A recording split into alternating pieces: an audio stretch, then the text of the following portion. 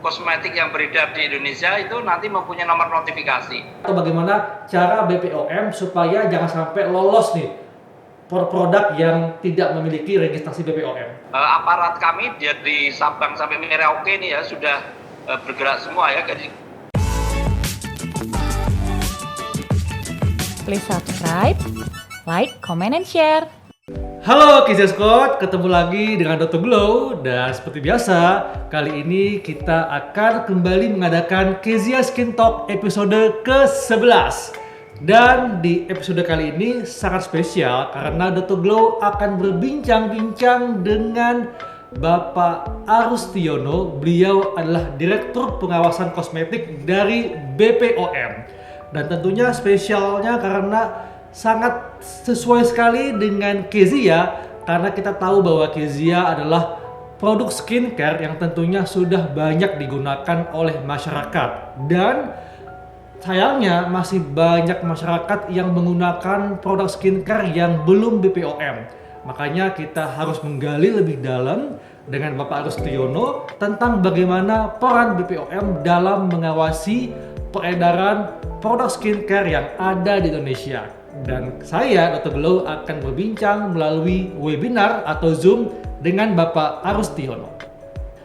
Sebelum Dr. Glow berbincang dengan Bapak Arustiono, Dr. Glow akan bacakan CV beliau. Jadi beliau adalah merupakan seorang Direktur Pengawasan Kosmetik di BPOM, dan Bapak Arustiono memiliki gelar apoteker dari ITB Bandung dan lulusan Master of Public Health dari Boston University USA. Bapak Arustiono meniti karir di BPOM dan sudah sangat banyak sekali jabatan yang beliau pegang, dan tentunya ini akan sangat menarik karena saat ini beliau duduk sebagai Direktur Pengawasan Kosmetik. Dan langsung saja Dr. Glow menyapa beliau. Halo Bapak Arustiono, selamat sore Pak. Ya Pak, perkenalkan saya Dr. Glow, tapi nama asli saya adalah Dr. Haikal Ansyari. Apa kabar Pak? Sehat? Saya Dr. Haikal. Iya. Sehat Pak ya? Pastinya harus sehat Pak ya. Maaf nih baru sempat sekarang. Iya Pak, saya dan dari Kezia Team sangat berterima kasih sekali dan mengapresiasi nih Bapak Arustiono bisa meluangkan waktu kepada kita. Tentunya ini merupakan peluang bagi masyarakat untuk bisa mengetahui peran BPOM dalam melakukan pengawasan produk kosmetik yang beredar di masyarakat. Saya mungkin memanggilnya dengan Bapak Arustiono atau ada panggilan khusus Pak? Ya boleh singkatnya Pak Arus gitu. Pak, oke, Pak Arus. Ya. Baik Pak. Kalau kita membahas tentang kosmetik atau skincare, ini kan memang sangat banyak brand skincare kosmetik yang beredar di Indonesia. Nah, sebetulnya bagaimana nih Pak pengawasan yang dilakukan BPOM terhadap produk-produk ini? Silakan Pak Arus. Pengawasan kosmetik itu pada umumnya dilakukan secara pre-market ya, artinya sebelum beredar dan post-market setelah beredar. Nah, khusus untuk kosmetik ini kalau kita bandingkan dengan produk lain yang diawasi Badan POM, untuk kosmetik ini registrasinya yang pre-marketnya ini lebih mudah daripada produk yang lain. Jadi dia hanya semacam notifikasi saja ya. Jadi kosmetik lebih mudah. Tapi akibatnya di post-market ini saya ini ya bagian di post-market ini saya harus lebih intensif untuk melakukan pengawasan ya. Oke. Di pre-market nanti hasilnya adalah nomor notifikasi ya. Setiap kosmetik yang beredar di Indonesia itu nanti mempunyai nomor notifikasi. Itulah yang kita jadikan pedoman untuk melakukan pengawasan ya begitu. Ya. Nah kemudian di post-marketnya juga harus kita lihat ya, apakah dia kosmetik itu terdaftar mengandung bahan berbahaya atau tidak ya, dan apakah kosmetik itu ilegal dan sebagainya ya. Ini kita lakukan. Di post market ini di era pandemi COVID ini banyak tantangannya ya, karena post market di era pandemi COVID ini sudah banyak bergeser ya. Kita Badan POM ini melakukan pengawasan secara online juga ya. Kami punya direktorat cyber ya, mempunyai direktorat intelijen juga ya yang mengawasi peredaran secara online ini. Ya. Demikian Pak. Oke. Pak, kosmetik ini termasuk produk perawatan kulit ya, skincare juga? Termasuk apa Pak? Termasuk produk perawatan kulit atau skincare? Ya. Oke, ya. Termasuk produk perawatan kulit. Pak Arus, ini sebetulnya apa saja yang menjadi standar kelayakan BPOM untuk suatu produk? Ya, pertama dilihat mutunya ya. Ya. Mutunya ini banyak apakah dia mengandung logam berat ya, apakah dia mengandung bahan berbahaya, apakah dia mengandung mikroba ya gitu. Ya ini contohnya ya banyak di kosmetik itu yang mengandung rumput laut itu juga setelah kita cek itu banyak mikrobanya ya.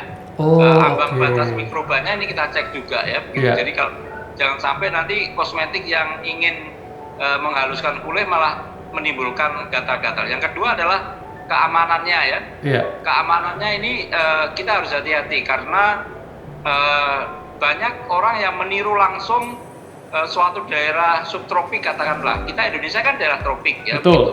Jadi formula-formula di subtropik ini kalau ditiru langsung di daerah tropik tentu ini akan menimbulkan masalah ya. Menimbulkan masalah kosmetik itu ya. Misalkan menimbulkan alergi ya, menimbulkan kalau logam berat bisa menimbulkan okronosis ya, dan sebagainya gitu. Iya. Jadi memang meskipun dia menggunakan bahan alami, katakanlah aloe vera atau rumput laut ya, atau lidah buaya, tetap mesti dicek apakah mengandung mikroba, Pak ya. Dan ini dilakukan di lab seperti itu ya. Ya, jadi yang ini bahan-bahan alam inilah yang menjadi tantangan buat kita semua ya. Jadi pernah ada industri kosmetik luar negeri kami tawarkan begini Pak, tolong dibelilah ini serbuk rumput laut ini ya, begitu kasihan kan petani itu. Tapi mereka mengatakan Pak nanti kalau saya beli serbuk rumput laut ini nanti Bapak tangkap saya. Kenapa? Karena di serbuk rumput laut ini banyak mikrobanya. Nah ini ya tantangan buat kita. Jadi petani-petani kita ini harus kita didik sedemikian rupa sehingga dia bisa membuat bubuk rumput laut yang steril gitu. Iya. Pak, kalau bagi BPOM sendiri sebetulnya tantangannya itu apakah sama atau berbeda ketika menghadapi produk yang mengandung bahan logam berbahaya atau produk yang memang dia mengandung bahan-bahan alami tetapi mengandung mikroba? Sebetulnya tantangannya sama ataukah berbeda atau memang tantangannya ternyata lebih banyak pada bahan-bahan alami yang ternyata mengandung mikroba-mikroba tadi? Tantangannya lebih banyak ke ini ya, produk-produk yang mengandung logam berat ya, ini yang tantangan kita ya, karena logam berat itu pada umumnya akan menimbulkan cacat permanen ya, seperti merkuri ya. Merkuri itu menimbulkan okronosis ya, menimbulkan hitam-hitam yang sudah tidak bisa dihilangkan lagi ya. Ini menjadi perhatian kita ya. Jadi banyak ibu-ibu yang tidak menyadari bahwa dalam waktu seketika bisa membuat kulit bening, kinclong, glowing begitu ya. Tapi setelah berapa lama begitu menimbulkan bintik-bintik hitam pada kulitnya begitu. Jadi harus hati-hati dan tidak bisa hilang. Ini kita yang parah. Jadi kalau sampai logam berat ini masuk ke aliran darahnya ya tentu saja kemana-mana ya begitu. Betul. Gitu, Pak. Jadi memang tantangannya lebih banyak pada logam berat Pak ya, karena ini yang menimbulkan kecacatan ya seperti itu. Nah Pak, tapi kan memang dengan semakin maraknya nih marketplace, e-commerce ya, banyak sekali produk-produk dari luar masuk ke Indonesia, tapi dijual di e-commerce dan banyak yang tidak mendapatkan atau belum mendapatkan registrasi BPOM. Nah, ini bagaimana cara, kan tadi dikatakan bahwa BPOM memiliki cyber team. Tapi ternyata masih ada saja produk-produk yang belum ada BPOM-nya masuk ke e-commerce atau katakanlah tidak lewat e-commerce ya, lewat MLM lah atau lewat hand to hand. Dan ini ternyata menimbulkan bahaya di masyarakat karena ternyata mengandung logam berat. Ini bagaimana nih BPOM dalam menyikapinya atau bagaimana cara BPOM supaya jangan sampai lolos nih produk yang tidak memiliki registrasi BPOM? Jadi kami pada tahun 2019 itu sudah punya MOU dengan IDEA, Indonesian E-Commerce Association. Iya. Juga sudah punya MOU dengan marketplace ya begitu. Di dalam MOU itu memang kesepakatan kita bahwa mereka akan mendukung kita untuk memberantas produk-produk kosmetik yang yang tidak memenuhi syarat yang ilegal, yang apalagi mengandung bahan berbahaya. Tetapi kesulitan mereka adalah karena itu bisa mengupload sendiri ya. Jadi kalau saya mau, misalkan saya ingin menjual kosmetik ke marketplace ya, saya bisa mengupload sendiri. Nah itu tidak ada filternya itu di marketplace itu ya. Tidak ada filternya ya. Filternya ini yang penting ya, kalau sudah kami bilang. Jadi marketplace seharusnya mempunyai filter. Jadi produk yang tidak mempunyai nomor izin edar seharusnya sudah langsung ditolak otomatis. Kalau melakukan penolakan itu kesulitan. Kemudian setiap hari Badan POM kurang lebih menyarankan kepada Kementerian Kominfo ya, Kementerian Komunikasi dan Informasi untuk men-take down 200 item 200 item yang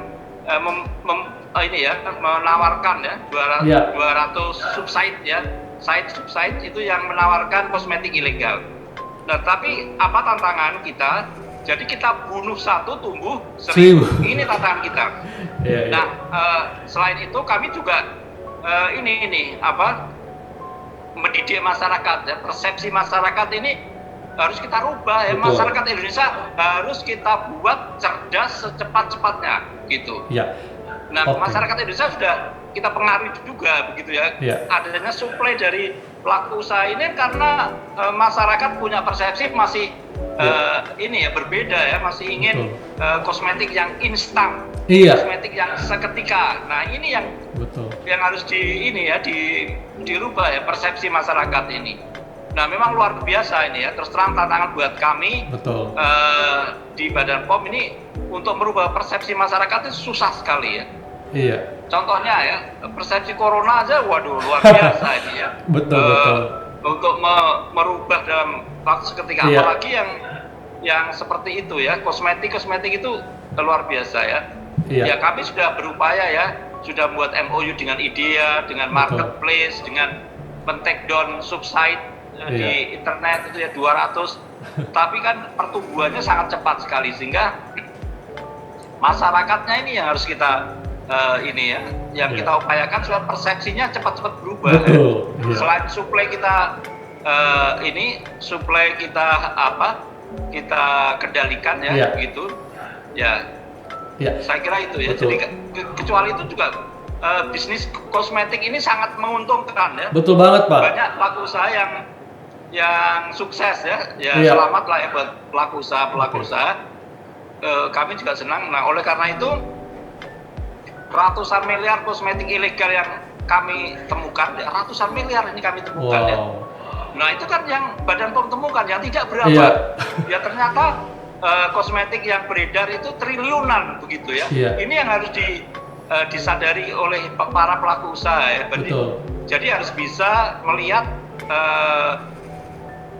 membalikkan ya kosmetik ilegal tidak memenuhi syarat ini harus kita konversi menjadi kosmetik ilegal ya. Sudah banyak pelaku usaha yang berhasil dan ini potensi bisnis ini masih sangat besar ya. Betul banget, Pak. Pelaku usaha harus dari KESIA ini juga ya harus bisa memanfaatkan itu. Saya kira begitu, Pak. Jadi memang tantangannya ada pada filter dari e-commerce dan juga bagaimana masyarakat teredukasi supaya tidak termakan oleh kosmetik atau skincare yang memberikan hasil instan tapi ternyata mengandung bahan berbahaya.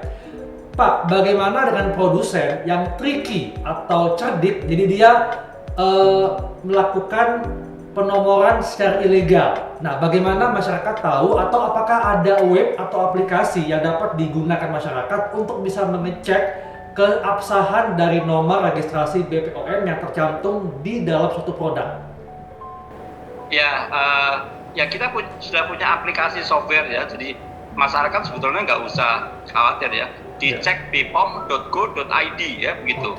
Di situ kita tuliskan nama kosmetiknya ya, kalau misalkan nanti akan keluar nomor notifikasinya, kita ketik nomor notifikasinya akan keluar nomor nama kosmetiknya ya, jadi kita bisa cross check, itu sangat mudah sekali ya begitu. Tapi memang ini ya, masyarakat Indonesia masih ingin kalau kami pengawas ini ya, pengawas itu begitu melihat iklan kosmetik yang seketika ya, artinya bisa membuat kulit jadi bening, kinclong, terus glowing seketika, ya kami curiga ya. Betul. Kami curiga ini ada apa di dalamnya gitu ya. Jadi adakah bahan berbahaya yang menimbulkan kerugian masyarakat gitu ya, harus kita cek juga begitu. Nah masyarakat, yang kita harapkan masyarakat ini ya benar-benar ini mempunyai persepsi yang benar ya, ini tantangan yang berat buat kita. Saya kira itu Pak. Setuju Pak. Jadi memang betul sekali yang dikatakan oleh Pak Agustiono, dan kalau kita melihat aspek kerugian pada masyarakat yang menggunakan produk ilegal atau produk yang mengandung bahan berbahaya, tentunya akan berdampak ke kesehatan kulit maupun tubuhnya. Nah, untuk BPOM sendiri Pak, apakah ada kerugian yang ditimbulkan akibat beredarnya produk-produk ilegal non BPOM atau yang mengandung bahan berbahaya? Apa Pak kerugian yang dirasakan atau dampaknya bagi BPOM? Ya, BPOM ini kan mempunyai visi misi ya. Visi misi yang diberikan kepada BPOM adalah melindungi masyarakat dari produk yang tidak memenuhi syarat gitu ya. Produk yang tidak memenuhi syarat ini kan bisa, kosmetik ini bisa bermacam-macam ya, kulitnya jadi rusak, jadi gatal, jadi ochronosis, jadi alergi, jadi macam-macam ya begitu. Kalau kita lihat, nah ini tentu saja sangat ini ya, kami ingin melindungi masyarakat ya, tentu saja ini karena berarti Badan POM tidak bisa melindungi masyarakat. Ini buktinya banyak kasus-kasus, misalkan ya, banyak kasus orang terkena kosmetik ilegal. Yang kedua secara ekonomi, nah ini merugikan negara ini ya. Betul. Secara perekonomian dia tidak bayar pajak ya, dia menjual tapi tidak bayar pajak dan sebagainya. Nah ini kita tidak mau ya begitu ya. Jadi kita nggak apa-apa lah pelaku usaha kosmetik kaya nggak apa, tapi harus dengan jalan yang benar gitu ya. Jadi tidak boleh tidak bayar pajak terus kemudian merugikan masyarakat. Nah ini yang kami atasi ya gitu. Pak, kalau kita membahas tentang skincare ya, ini kan ada skincare produk yang memang dijual bebas dan ada yang diresepkan dokter. Nah, untuk produk yang diresepkan dokter, karena dia mengandung bahan yang memang mesti di bawah pengawasan dokter. Tapi Pak, bagaimana sikap BPOM terhadap katakanlah ada beberapa brand ya yang menjual skincare produk dijual bebas, tapi ternyata di dalamnya mengandung bahan yang harusnya diresepkan oleh dokter karena penggunaannya harus di bawah pengawasan dokter. Gimana Pak?